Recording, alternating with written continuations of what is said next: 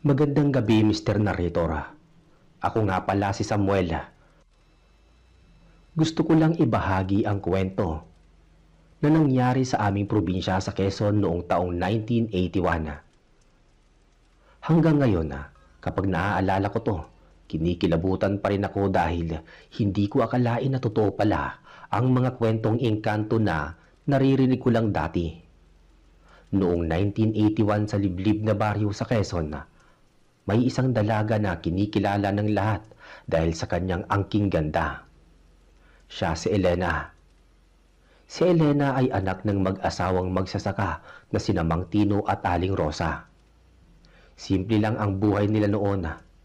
Wala pang kuryente sa aming lugar at tanging gasera lang ang nagsisilbing ilaw namin pagsapit ng gabi. Si Elena ay hindi lang maganda, napakabait din niyang bata. Ngunit ang pinagtataka ng marami, kahit marami ang nanliligaw sa kanya, wala siyang pinipili kahit isa. Ang sabi sa aming baryo, meron daw nagbabantay sa kanya na hindi nakikita. Isang hapon, habang naglalaba si Elena sa batis malapit sa malaking puno ng balite, napansin niya na parang may nakamasid sa kanya. "Sino yan? Huwag mo kong bibiruin, hindi ako natutuwa," wika ni Elena habang lumilingon-lingon sa paligid. Pero walang sumasagot.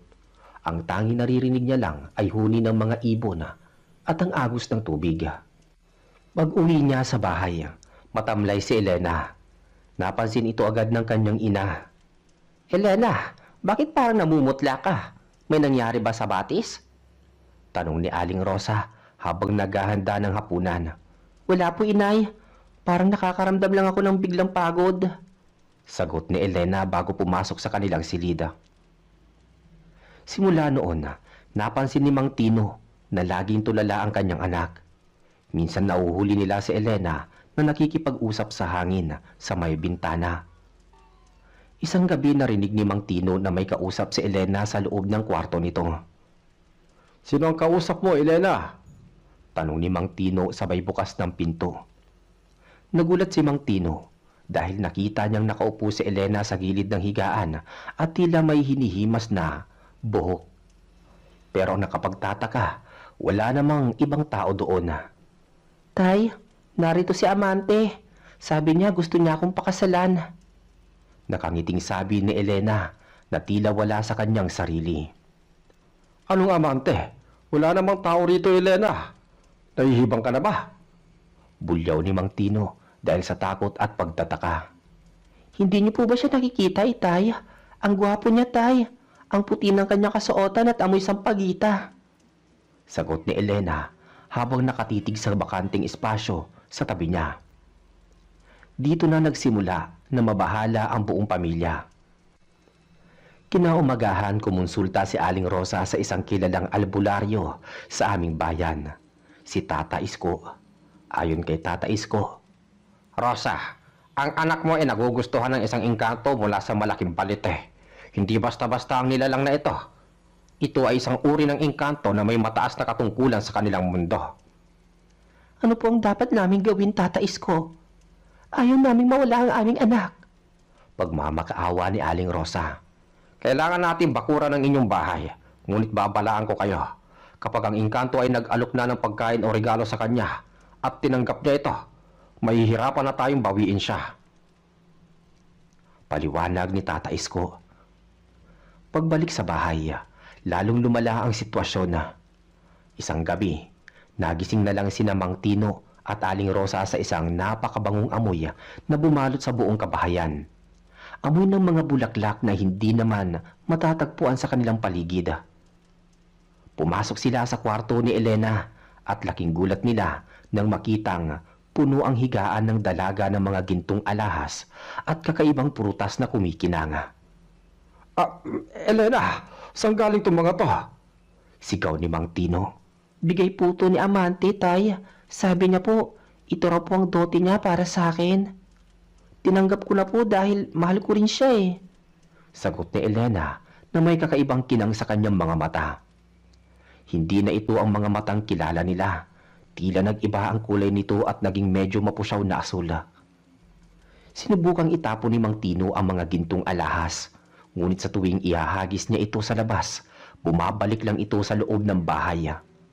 Kinagabihan na, narinig ng mga kapitbahay ang malalakas na yabag ng kabayo sa paligid ng bahay ni na Elena, kahit na wala namang nagmamay-ari ng kabayo. Dito na nagsimulang matakot ang lahat.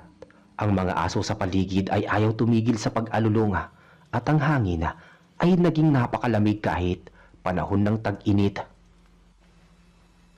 Isang gabi habang mahimbing natulog ang lahat, biglang bumukas ng malakas ang pinto ng bahay ni na Elena. Nagising si Mang Tino at Aling Rosa at nakita nila ang isang matanda na lalaki na nakatayo sa may pintuan. Ang lalaki ay nakasuot ng purong puti. Napakagwapo pero ang kanyang balat ay tila namumuti na parang porselana at ang kanyang mga tenga ay medyo matulis. Sino ka? Anong kailangan mo sa anak ko? Matapang na tanong ni Mang Tino habang hawak ang kanyang itak. Ako si Amante. Narito ako upang kunin ang aking asawa. Wika ng lalaki sa isang boses na tila nang gagaling sa kailaliman ng lupa, ngunit napakalambing pakinggan. Hindi mo siya makukuha, lumayas ka rito! Sigaw ni Mang Tino, sabay lundag upang tagain ang nilalang. Pero laking gulat niya nang ang kanyang itak ay tumagos lang sa katawan neto na parang hangin lang. Tumawa lang ang engkanto. Elena, halika na. Naghihintay na ang ating kaharian.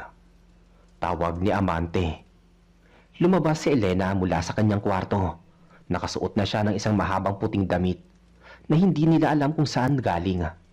Ang kanyang mukha ay wala ng emosyon. Tay, Nay, patawad po. Pero kailangan ko na sumama sa kanya. Masaya ako sa piling ni Amante. Sabi ni Elena bago tuluyang humawak sa kamay ng engkanto. Sinubukang pigilan ni Aling Rosa ang kanyang anak. Elena, wag. Maawa ka sa amin. Wag mo kaming iwan. Pero sa isang kumpas lang ng kamay ni Amante, napatalsik ang mag-asawa sa sulok ng bahay at hindi na sila makagalaw. Tila ba may nakadagan sa kanila na napakabigat na bagay.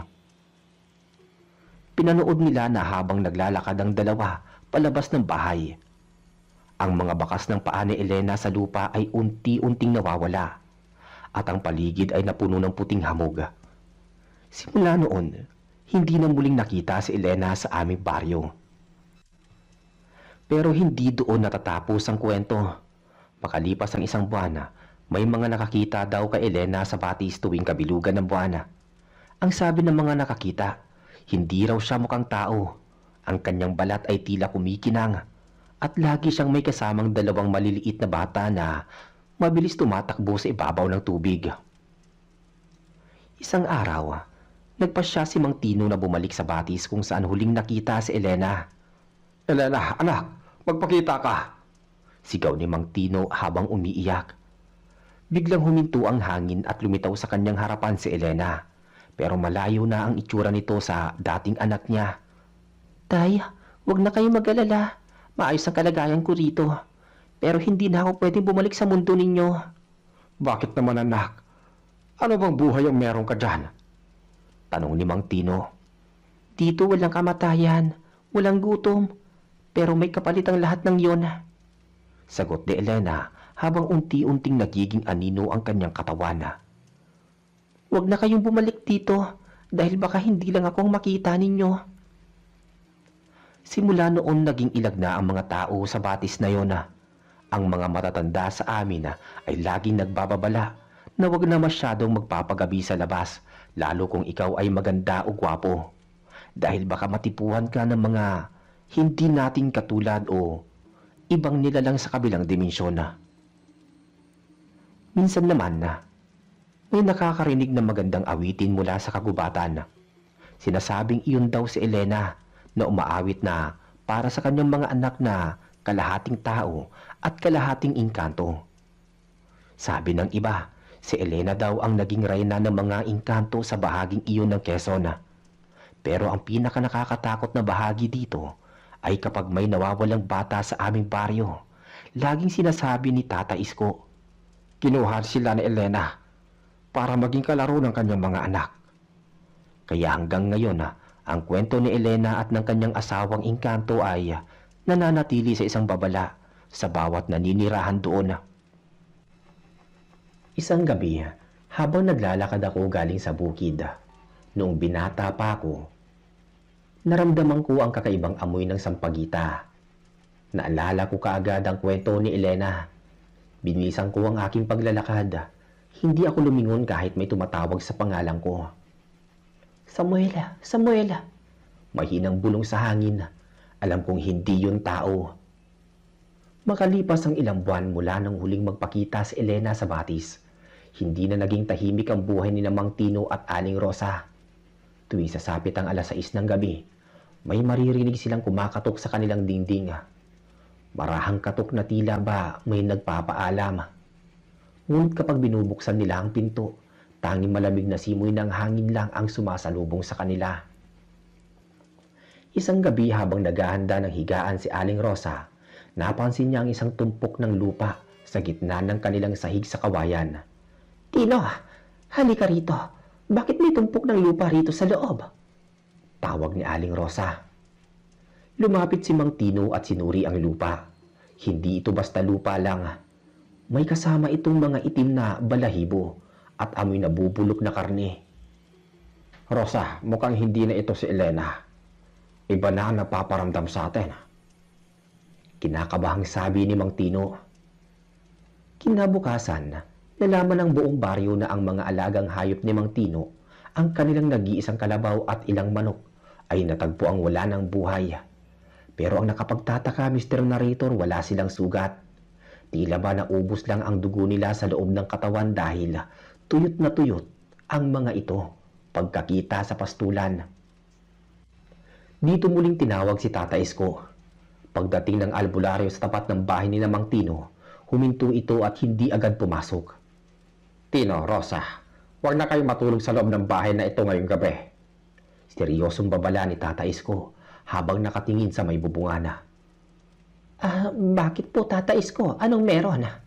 Tanong ni Aling Rosa. Ang engkanto na pangasawa ng anak ninyo ay hindi nag-iisa.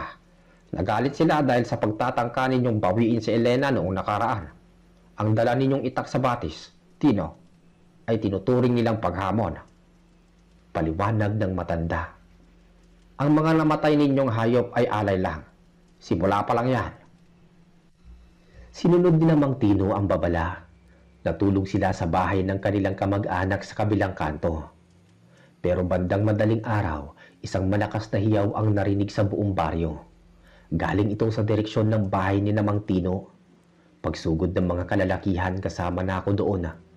Nakita naming nagliliyab ang kanilang bahay. Pero ang apoy ay hindi kulay kahil. Ito ay kulay asul na tila sumasayaw sa hangin. Sa gitna ng apoy may nakita kaming isang figura. Isang babaeng mahaba ang buhok, nakasuot ng puti at nakatayo lang sa gitna ng nagbabagang kawayan. Elena! Sigaw ni Aling Rosa. Lumingon ang babae. Hindi na siya ang magandang si Elena na kilala namin. Ang dalagang muka ay maputla na parang papel at ang kanyang mga mata ay purong itim, walang puti. Ngunit siya. Pero ang kanyang mga ngipin ay matutulis na parang sapating.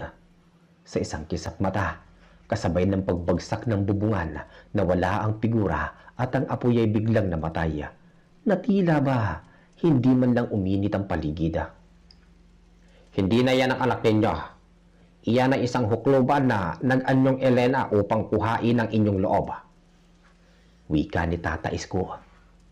Dahil sa takot, nagpasya ang mga opisyal ng baryo na magdaos ng pagdasal at pag-alay. Nagkatay sila ng baboy at nilagay ang mga pagkain sa paanan ng malaking balite malapit sa batis. Ako ang isa sa mga nagbuhat ng alay noon, Mr. Narrator. Habang naglalakad kami patungo sa batis, pakiramdam ko ay may libu-libong mga matang nakatingin sa amin mula sa taas ng mga puno. Pagdating namin sa balite, biglang tumahimik ang paligid. Kahit ang huni ng kuliglig ay nawala. Inilapag namin ang pagkain. Tanggapin ninyo ang alay na ito. Hayaan ninyo mamuhay ng payapa ang mga tao rito. Usal ng kapitan ng baryo. Biglang may nahulog na isang pirasong gintong barya sa gitna ng aming alay. Pagtingala namin, nakita namin ang isang batang lalaki. Siguro mga 7 taon ang edad. Nakaupo sa isang sanga ng balite. Ang bata ay napakagwapo, parang anghel, pero ang kanyang mga binti ay balbon at ang kanyang mga paa ay baliktad. Ang mga daliri ay nakaharap sa likod. Sabi ni ina, hindi niya kailangan ng pagkain ninyo. Ang gusto niya ay ang kanyang ama. Sabi ng bata sa isang boses na parang matanda. Lahat kami ay napatras. Si Mang Tino ay napaluhod sa takot. Ano kailangan niyo sa akin? Tanong ni Mang Tino. Kailangan ka ni ina para maging bantay sa pintuan ng aming kaharian. Masyado na siyang malungkot. Sagot ng bata bago ito tumalon pataas at biglang naglaho sa loob ng makapal na dahon ng balite. Simula nung araw na yon, nagbago si Mang Tino. Naging ulyanin siya at laging nawawala sa gubat. Hahanapin namin siya at makikita namin nakatitig lang sa puno o kaya ay kumakain ng mga ligaw na bunga na nakakalason para sa tao. Pero para sa kanya, tila wala lang. Isang hapon habang naglalakad si Mang Tino sa gilid ng batis, nakita siya ni Aling Rosa. Sinubukan siyang tawagin ni Aling Rosa. Tino, umuwi na tayo, madilim na. Lumingon si Mang Tino pero ayon kay Aling Rosa, ang kanyang asawa ay tila nakatulala sa isang bagay sa likuran niya. Rosa, tingnan mo napakaganda ng palasyo. Sabi ni Mang Tino habang tinuturo ang batis. Sa paningin ni Aling Rosa, wala namang palasyo doon. Tubig lang at mga bato. Pero kay Mang Tino, tila may isang malaking pintuang ginto na bumubukas sa gitna ng sapa. Naglakad si Mang Tino patungo sa malalim na bahagi ng batis. Tino, wag! Malulunod ka! Sigaw ni Aling Rosa habang hinahabol ang asawa. Pero bago pa man niya maabutan, si Mang Tino ay tuluyan ng lumubog sa tubig. Nakakapangilabot, Mr. Narrator. Hindi lumitaw ang katawan niya. Walang bula, walang agos na malakas. Tila ba nilamon lang siya ng tubig at naglaho na parang bula. Ilang araw ang ginawang paghahanap ng mga diver mula sa kabayanan. Pero kahit isang pirasong damit ni Mang Tino, walang nahanap. Ang sabi ng mga matatanda, tuluyan na siyang kinuha ni Elena upang makasama nila sa ilalim ng lupa. Naiwan si Aling Rosa na nag-iisa at unti-unting nawala sa sariling katinuan. Gabi-gabi siyang naririnig na nakikipag-usap sa dingding. Tinatawag ang pangalan ni Elena at Tino. Isang gabi, natagpuan na lang namin si Aling Rosa na wala nang buhay sa loob ng kanilang dampa. Pero ang pinagtataka ng doktor na sumusuri sa kanya, ang sanhi ng kanyang pagkamatay ay hindi sakit. Ang sabi ng doktora, tila ba tumigil ang puso niya sa sobrang saya.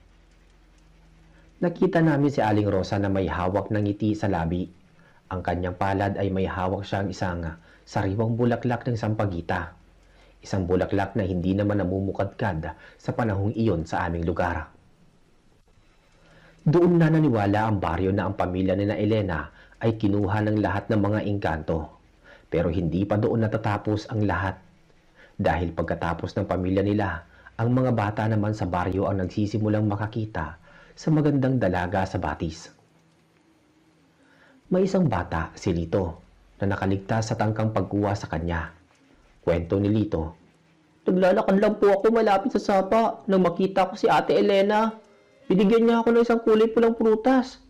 Noong kakainin ko na, may narinig akong boses ng lalaki na sumisigaw na wag. Pagtingin ko, kamukha siya ni Mang Tino, pero ang balat niya parang kahoy na. Dahil sa takot ni Lito, naitapon niya ang prutas. Pagbagsak ng prutas sa lupa, naging malaking uod ito na kulay itim. Kumaripas ng takbo si Lito at hindi na muling bumalik doon.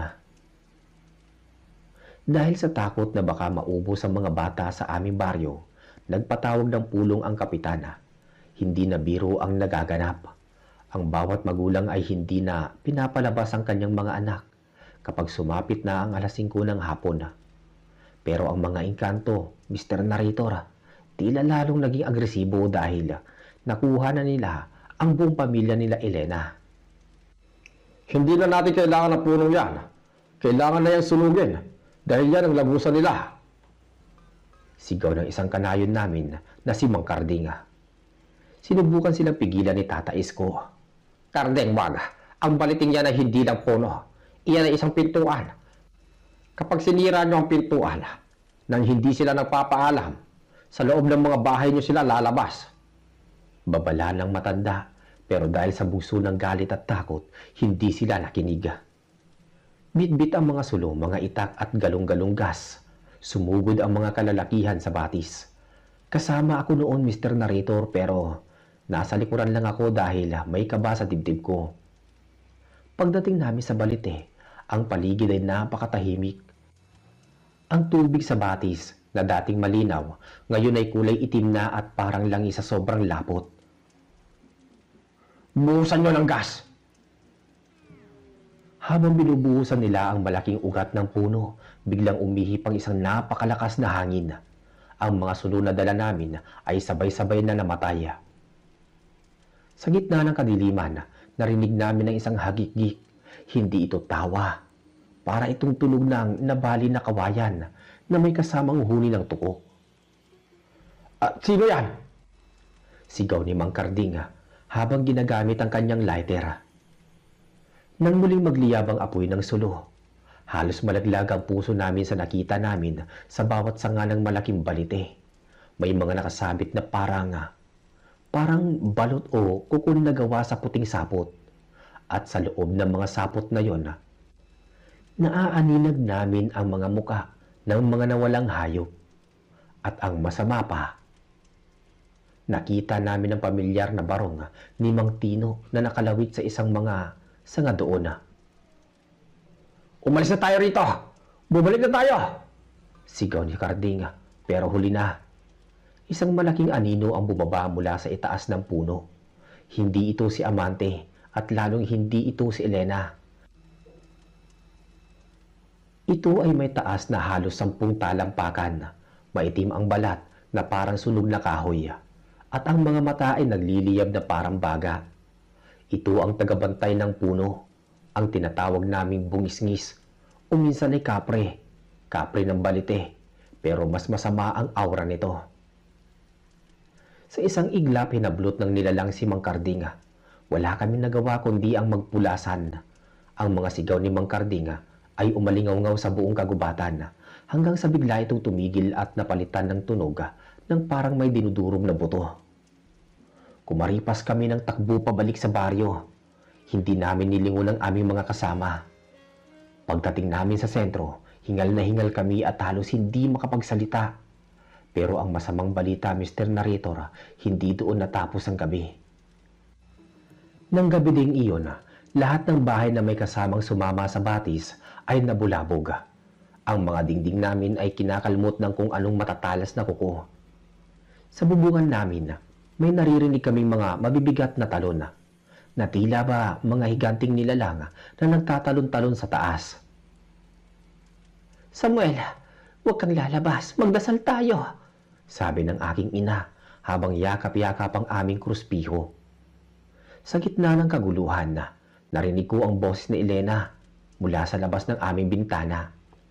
Samuel, buksan mo ang bintana. Meron akong ibibigay sa'yo. Napakalambing ng boses niya, Mr. Narrator. Muntik ko na talagang mabuksan ang tarangka dahil parang hinihipnotis mo ako. Pero buti na lang, nasampal ako ng aking ina. Hindi yan si Elena. Ang boses na yan ay galing sa hukay. Kinabukasan, ang mga taga-baryo ay nagising na may mga marka ng itim na palad sa kanilang mga pintuan. Ang mga markang ito ay hindi nabubura kahit anong kuskus. Ang sabi ni Tata Isko, minarkahan nila kayo. Hindi na sila titigil hanggat walang kapalit ang ginawa ninyong kalapastanganan sa kanilang tahanan. Dahil dito napilitan ng mga matatanda na gumawa ng isang ritual na hindi na dapat ginagawa. Ang tawag nila ay paglipat ng sumpa. Kailangan nilang maghanap ng isang bagay na pag-aari ng engkanto at ibabalik ito sa kanila kasama ang isang pangako. Naalala ko, Mr. Narrator, ang gintong barya na binigay ng batang may baliktad na paa. Naiwan iyon sa batis noong nagtakbuhan kami. Kinailangan namin bumalik doon, pero sa pagkakataong to, si Tata Escuna ang nanguna. Habang naglalakad kami, napansin namin na ang mga puno na dinadaanan namin ay unti-unting natutuyo kahit na maulan naman ang panahon. Pagdating sa batis, wala na ang balite. O mas tamang sabihin na hindi na namin ito makita. Ang nandoon lang ay isang malaking hukay at ang amoy ng sampagita ay naging amoy ng patay ng daga. Elena, amante, narito kami para humingi ng paumanhin. Itigil niyo na ang panggugulo sa mga tao. Sabi ni Tata Isko. Isang malamig na hangin ang umihip at lumitaw si Elena sa gitna ng sapa. Sa pagkakataong to, hindi na siya nakakatakot tignan. Mukha na siyang tao pero ang kanyang mga paa ay hindi na sumasayad sa tubig. Sa tabi niya ay nakatayo si Mang Tino at Aling Rosa, pero ang kanilang mga mata ay wala ng buhay. Parang mga estatwa lang sila na nakabantay sa kanya. Masyado lang huli, Tata Isko. Ang asawa ko ay nagugutom at ang aking mga anak ay nangangailangan ng mga kalaro. Ang baryong ito ay amin na. Doon ko natanto, Mr. Narrator, na ang engkantong nakapangasawa sa magandang dalaga ay hindi lang basta umibig. Ginamit niya si Elena para magkaroon ng dahilan na pasukin ang ating mundo. Si Elena ang naging tulay nila. Anong gusto ninyo? Tanong ni Tata Isko. Ang bawat taon, sa araw ng aking pagkawala, may isang kaluluwang dapat sumama sa amin. Kapag hindi kayo nagbigay, kami na mismo ang pipili. Banta ni Elena. Pagkatapos niyang sabihin yon, unti-unti siyang lumubog sa itim na tubig ng batis. Simula noon tuwing sasapit ang anibersaryo ng pagkawala ni Elena, may isang tao sa aming baryo ang nawawala o kaya ay namamatay sa hindi mapaliwanag na dahilan. Minsan, makikita na lang silang nakalutang sa batis o kaya ay natatagpo ang nakatitig sa bakanting espasyo hanggang sa malagutan ng hininga. Noong taong yun, may isang mag-asawang bagong lipat sa aming baryo. Galing sila sa Maynila at nagtayo sila ng isang maliit na tindahan malapit sa elementarya. Ang pinagtataka ng lahat, Mr. Narrator, ay ang kanilang kaisa-isang anak na si Lian. Si Lian ay napakaganda. Maputi, mahaba ang buhok at laging may amoy sampagita. Ngunit ang kakaiba sa kanya, kahit tanghaling tapat, ay napakalamig ng kanyang balat at hinding-hindi siya nakikitang kumakain sa kantina ng paaralan. Isang araw, ang guro na si Miss Clara ay napansin na si Lian ay lagi nakatitig sa bakanting upuan sa kanyang tabi. Lian, bakit lagi kang nakatingin dyan? May kausap ka ba? Ngumiti lang si Lian, isang ngiti na hindi mo malaman kung nananakot o natutuwa. Narito po si Ate Elena, ma'am. Sabi po niya, gusto niya raw po kayo makilala dahil ang ganda raw ng inyong buhok. Sagot ng bata. Nabitawan ni Miss Clara ang tiyok. Alam ng lahat ang kwento ni Elena, pero 5 taon na ang nakalipas mula nang mawala ito. Paanong makikilala ng isang batang bagong lipat ang isang tao nga matagal nang wala? Kinahapunan na, habang nagliligpit si Miss Clara ng mga gamit, naramdaman niyang biglang bubigat ang hangin sa loob ng silid-aralan. Lumingon siya at nakita niya si Lian na nakatayo sa may pintuan, kasama ang isang babaeng nakasuot ng puting damit. Ang babae ay nakatalikod, pero ang buhok nito ay abot hanggang sa higa. Lian, sino ang kasama mo? Bawal lang bisita sa loob. Sabi ni Miss Clara kahit nanginginig ang kanyang tuhod. Dahan-dahang lumingon ang babae. Mr. Narrator, hindi raw makalimutan ni Miss Clara ang nakita niya. Ang mukha ng babae ay mukha nga ni Elena, pero ang kalahati ng kanyang mukha ay tila nabubulok na kahoy na may mga gumagapang na uod na kulay ginto. Salamat sa paghahalaga sa aking anak. Bulong ng babae bago sila sabay na naglaho sa isang kisap mata. Kinabukasan, hindi na pumasok si Miss Clara. Natagpuan siya sa kanyang bahay na nagsusuklay ng kanyang buhok. Pero ang buhok niya ay unti-unting nalalagas at napapalitan ng mga dahon ng balite. Doon na namin naintindihan na si Lia na isa sa mga anak ni Elena na ipinadala sa aming baryo. Dahil sa takot, nilayuan ng mga taga-baryo ang pamilya ni Lian. Pero hindi mo sila mapapaalis dahil legal silang nakatira doon. Isang gabi na isipan ng ilang kalalakihan na sunugin ang tindahan ng pamilya ni Lian para tuluyan na silang lumayas. Dala muli ang mga sulo. Pinalibutan nila ang bahay. Lumabas kayo dyan! Mga kampo ng kadiliman! Sigaw ng mga lalaki.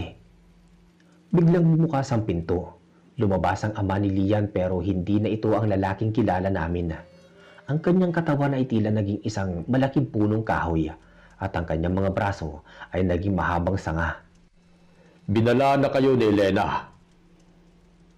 Wika ng nilalang. Sa isang iglap, ang mga sanga ay humaba at pumulupot sa leeg ng mga kalalakihan. Narinig namin ang lagutok ng mga buto. Walang nakaligtas sa mga sumugod na iyon. Ang mga bangkay nila ay hindi nahanap. Ang sabi ng mga nakakita, ang mga katawan nila ay laging bahagi at naging bahagi ng mga poste ng bahay ni Lian.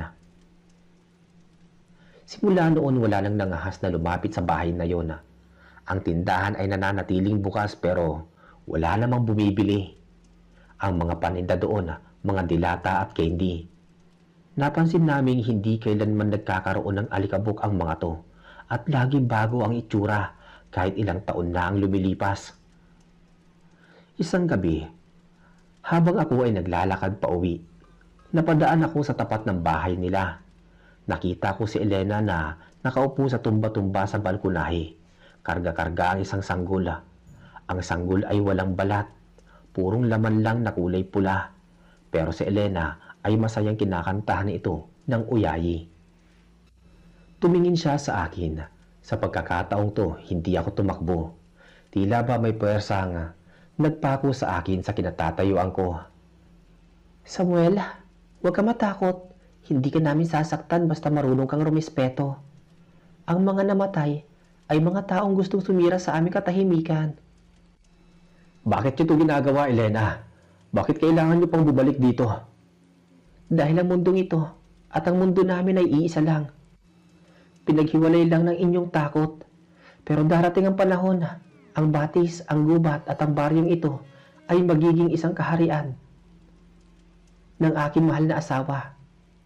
Sagot niya bago siya unti-unting naging anino at pumasok sa loob ng bahay. Dito ko napagtanto, Mr. Narrator, na ang kasal ng isang tao at engkanto ay hindi lang tungkol sa pag-ibig. Ito ay isang plano para sakupin ang aming lupain. Ang mga anak ni Elena ay mga tagapagtanim. Bawat lugar na puntahan nila, nagiging lagusan ng mga maligno. Noong panahong yun, ang bati sa aming lugar ay tuluyan ng natuyo. Pero ang pinagtataka namin, kahit tuyo na ang sapa, maririnig mo pa rin ang tunog ng agos ng tubig tuwing gabi. At kapag sinusubukan mong tignan ang ilalim ng tuyong sapa, makikita mo ang kumikinang na bato na parang mga mata na kumukurap sa'yo. Nagkaroon din ng mga ulat na ang mga dalaga sa karating baryo ay nagsimula na ring mawala. Ang sabi-sabi, si Amante, ang asawa ni Elena, ay naghahanap pa ng iba pang mapapangasawa para sa kanyang mga kamag-anak na engkanto. Ang dote nila na ibinibigay ay hindi na lang ginto, kundi mga pangakong buhay na walang hanggan sa ilalim ng kanilang palasyo. Samantala, isang matandang babae sa amin, si Lola Basyang, ang nagsabi ng, "Ang ganda ni Elena ang naging pahain ngayon para makapasok sila. Kapag nangyari yon, wala nang makakapigil sa kanila." Isang hapon, nakita ko si Tata Isko na nag-iimpake na rin. "Aalis ka, Tata Isko?" Tanong ko. "Samuel, wala na tayong laban. Ang lupain ito ay hindi na sa atin. Pakinggan mo ang hangin." Sabi niya. Pinakinggan ko ang hangin. Hindi na ito huni ng ibon o kalansing ng mga dahon. Ang naririnig ko ay libu-libong boses na bumubulong sa mga salitang hindi ko maintindihan. Mga boses na tila nagtatawanan at nagdiriwang. Ang kasalan ni Elena at ng Engkanto ay simula pa lang ng mahabang gabi para sa ating lahat. Huling sabi ni Tata Esko bago siya tuluyang lumisan. Matapos umalis ni Tata Esko, tila mas lalong dumilim ang langit sa paligid ng baryo kahit tanghaling tapat. Ang bahay ni Lian, ang anak ni Elena, ay nagmisentro ng lahat ng kakaibang ingay sa gabi. Isang gabi noon, hindi ako nakatiis. Naisipan kong silipin kung ano ba talaga ang nangyayari sa loob ng bahay na yon bago ako tuluyang lumikas ng probinsya. Dahan-dahan akong lumapit sa bintana ng kanilang tindahan. Doon ko nakita si Elena nakaupo sa gitna ng sala, pero hindi siya mag-isa. Kasama niya si Amante, ang engkantong asawa niya, na ngayon ay mas malinaw ko nang nakikita. Napakatangkad ni Amante. Ang kanyang buhok ay parang mga ugat ng puno na gumagapang sa may sahig, at ang kanyang mga mata ay parang dalawang itim na perlas na walang kislap. Samuel, alam kong nandyan ka. Biglang sabi ni Elena nang hindi man lang lumilingon sa akin. Napatigil ako sa paghinga. Akala ko katapusan ko na pero dahan-dahang humarap si Elena sa akin. Ang kanyang muka ay bumalik sa dati nitong ganda, pero ang kanyang balat ay tila gawa na sa porselana. Huwag ka matakot. Narito ka dahil gusto mong malaman ang katotohanan, di ba? Napansin ko sa likod ni na Elena at Amante, nakatayo sina Mang Tino at Aling Rosa, pero parang mga rebulto na lang sila. Walang kibo at ang kanilang mga mata ay wala ng buhay. Sila ang naging mga bantay sa kaharian ng kanilang anak. Bakit kailangan madamay ang buong baryo? Tanong ko sa gitna ng panginginig. Dahil ang mundong ito ay masyadong maingay at magulo, Samuel. Sa mundo ni Amante, may kaayusan, walang sakit, walang pagtanda. Sagot ni Elena, pagkatapos ay tinuro niya ang direksyon ng tuyong batis. Doon sa ilalim ng lupa, nakatayo ang palasyo. Ang mga nawawalang tao sa baryo, sila ang mga naging alipin at manggagawa. Masaya sila doon. Higit pa sa saya na nararanasan mo dito. Maya-maya biglang humawak si Amante sa balikat ni Elena. Sa isang kumpas ng kamay ng engkanto, ang buong paligid ay napuno ng puting usok na amoy sampagita. Narinig ko ang malalakas na kampana sa simbahan, pero ang tunog neto ay hindi nakakapagbigay ng kapayapaan. Para itong babala ng kamatayan. Umalis ka na, Samuel. Kwento mo ang nakita mo. Sabihin mo sa kanila na ang engkanto ay hindi lang basta alamat. Kami ay nandito na, namumuhay sa tabi ninyo. Naghihintay lang na susunod na magandang dalaga. Nabibihagi ng puso. Huling sabi ni Elena bago tuluyang maglaho ang kanilang bahay sa harap ng aking mga mata. Kinabukasan wala nang natira sa bahay ni Lian kundi isang bakanting lote na tinubuan agad ng dambuhalang punong balite sa loob ng isang gabi. Ang mga taga-baryo na nakatira ay parang mga robot na naglalakad, walang maalala sa mga nagaganap. Ako na lang ang tanging nakakaalam ng buong katotohanan. Nilisan ko ang probinsya noon. Habang lulan ako ng bus papuntang Maynila, lumingon ako sa huling pagkakataon. Nakita ko ang isang babaeng nakaputing damit sa gilid ng kalsada. May bitbit na bata, kumakaway siya sa akin. Alam kong si Elena yun. Hanggang ngayon, Mr. Narrator, kapag nakakakita ako ng magagandang dalaga na tila masyadong perpekto ang ganda, o kaya ay nakakaamoy ako ng sangpagita sa gitna ng gabi, kahit walang tanim nito sa paligid, bumabalik ang kaba sa dibdib ko. Dahil alam ko, hindi sila namamatay. Naghihintay lang sila ng panahon na para muling kumuha ng susunod na pamilyang isasama nila sa kanilang madilim at misteryosong kaharian.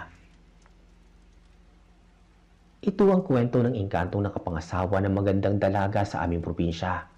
Isang kwentong totoo na hanggang ngayon ay nag-iiwan ng kilabot sa sino mang makakaalam. Salamat sa pagsasalaysay tungkol sa pamilya ni Elena. Muli, salamat po sa inyong pakikinig. Ingat po palagi.